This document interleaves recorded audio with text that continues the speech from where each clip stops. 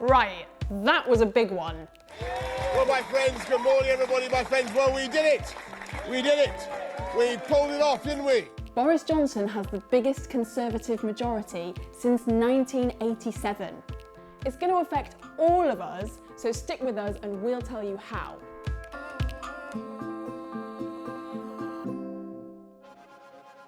Okay, before we get into the details, the first thing you need to know is this election really has changed everything. Don't just think of this as Boris Johnson's big day.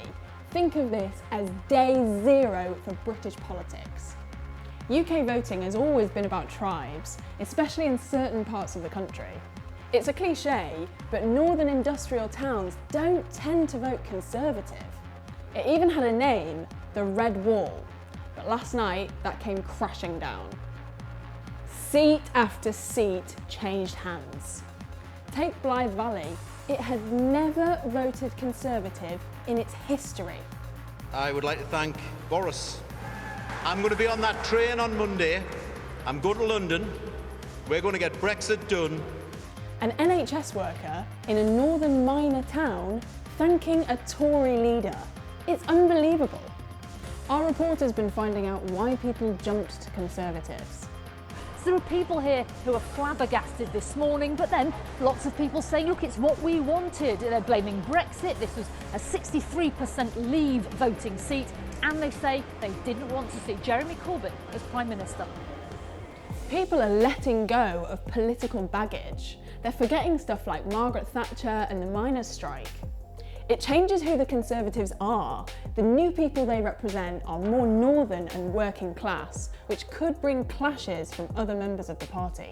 Our Prime Minister is going to have to try and keep everyone happy. You may not think of yourself as a natural Tory. I will make it my mission to work night and day, flat out, to prove you right in voting for me this time and to earn your support in the future.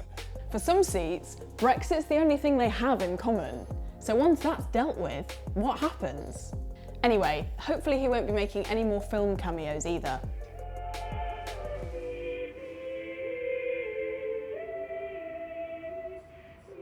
Note to all politicians, please leave Christmas alone. What this means now is Brexit is full steam ahead. We are almost certain to leave the EU at the end of January. It does look as though this one nation Conservative government has been given a powerful new mandate to get Brexit done. But that means the fun is only just starting because the Conservatives need to negotiate a trade deal with the EU.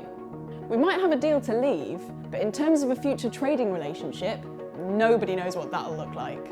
Weirdly, Boris Johnson has always threatened a no deal, but with a bigger majority, it actually gives him flexibility. He's now got enough votes to annoy hardliners if he prefers a softer deal, or he could go for the hardest of Brexits. Either way, he's now got the majority to do what he wants. The other thing is that Brexit just got real.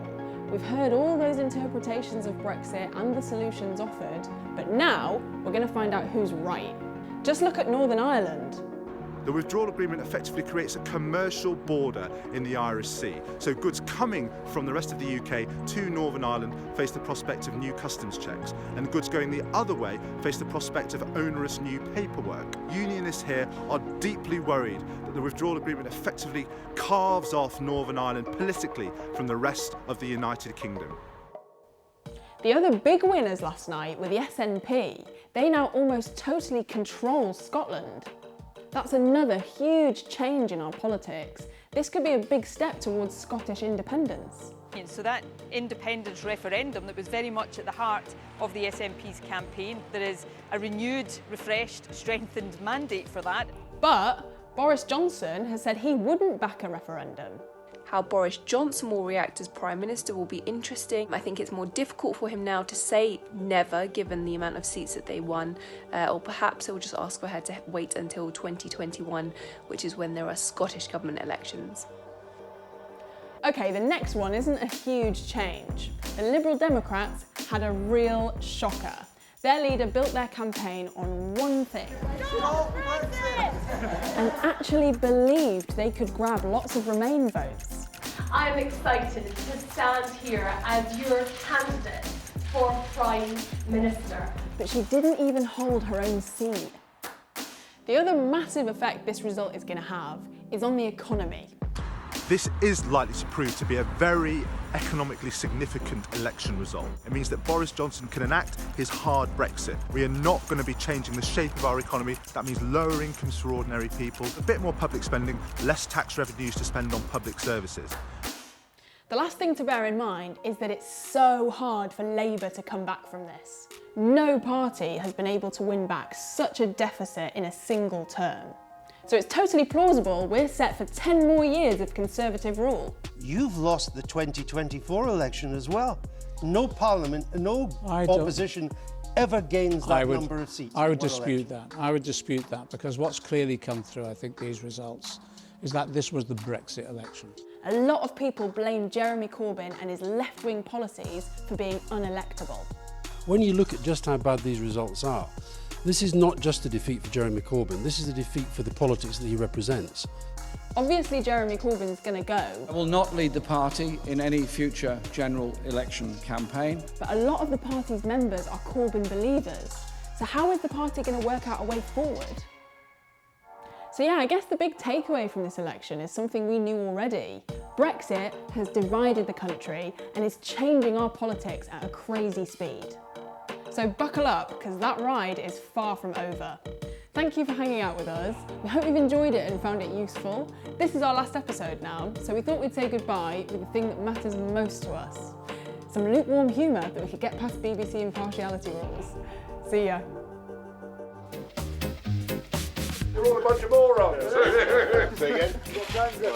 Well, watch out for that then. I couldn't leave her if I tried.